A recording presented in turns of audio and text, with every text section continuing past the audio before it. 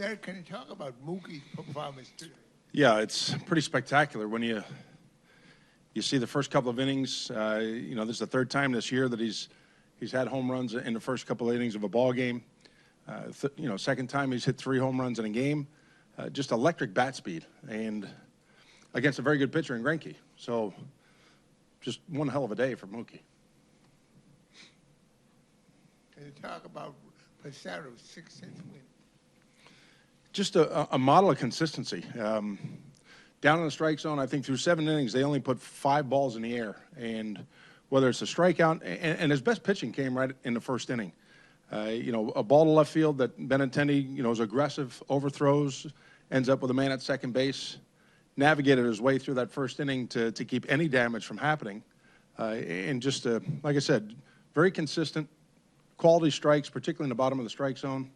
And you could see the attack plan for the individual hitters unfold as he worked around the strike zone to certain spots to a given hitter. Just an impressive, comfortable 7 innings of work. John, how do you think the sweep kind of changes the momentum for you guys heading into this road trip? I think anytime you win a series and then certainly you sweep a series, it's an injection of confidence. We're going out on an important road trip, and that importance might climb as we get deeper into the remaining games. So we had a good offensive series. Last night, it's the bottom third of the order. Petey with a huge day today, 5 hits on the leadoff spot. Mookie, as we said, Benintendi continues to find his way on base multiple times a game.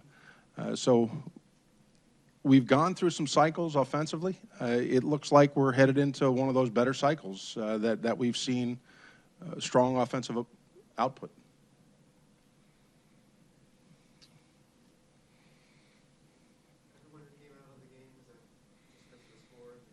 Yeah, just trying to keep some fresh legs and at the same time stay away from bogey for a full day off. Brian Holliday's played a number of positions before in his career, so somewhat fitting he ends up fielding a ground ball to turn 2. But, just with the heat, with the consecutive games played, just trying to rotate as many guys through. And we're looking to, get back to a normal distribution on the roster, trying to get back to 13 position players.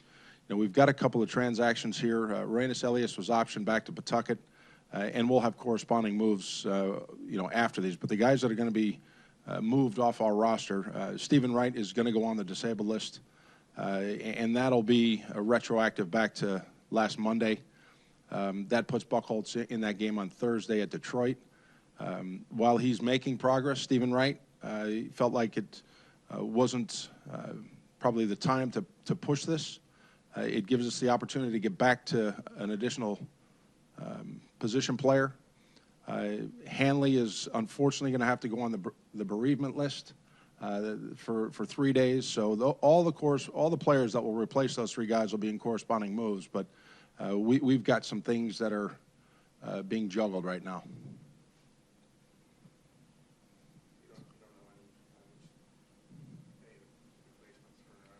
No, we've talked internally, but no notification of those players has happened yet. They're in a doubleheader there today, so we're working through all that right now.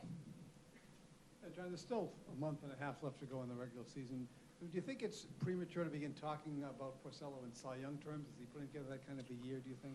Well, I think if you look around the league and you look at the win-loss record, he's continuing to chip away at an ERA that starts to get into the conversation. So, you know what? I think Rick would probably even mention to you that he's focused on 5 days from today. And that's been his mindset. That's been his approach throughout the course of the year. He's so process-oriented that, when we look up towards the end of September, he'll be in the conversation. We've got that much confidence in him. He takes care of himself in such a great fashion, and he's ultra-prepared. So to think that these results are going to all of a sudden shift the other direction, I'd be surprised in that. John, you referenced going through cycles offensively. You have tremendous run differential, scored more runs than anybody, and yet you're fighting for your lives for the playoffs. Do you ever wish you could distribute these runs a little more evenly? How do you get shut down so often when you have this kind of offense? Yeah, I wish there was a run bank that we could open up an account and put some of them in and withdraw when needed, but unfortunately that's not the case. You know what? We've talked a lot about bases loaded opportunities, runners in scoring position situations where we've come up empty. You know, to this moment, to me, it's not an obvious change in the approach taken. You know, we've hit into some tough luck. We may, at times, maybe we've gotten a little bit big with some swings that, you know, rather than staying with an all-field approach. When we do, that's when we've clicked the most. We've said that repeatedly. But when we have trust in the guy behind us from a lineup standpoint, that's when you're not thinking that you have to be the guy in that spot.